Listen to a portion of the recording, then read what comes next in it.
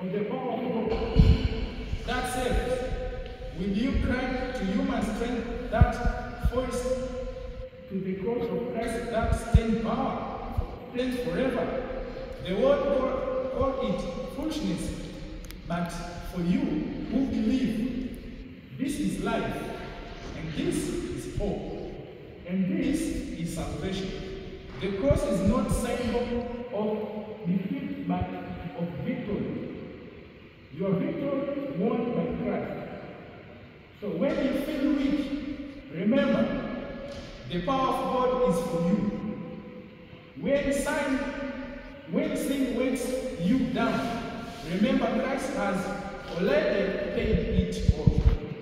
The cross is not foolishness. It's your great treasure.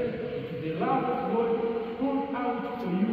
And because Christ has crucified and lied, and you are forgiven, you are redeemed, and you are his forever. So, go in faith, go in joy, go in the power of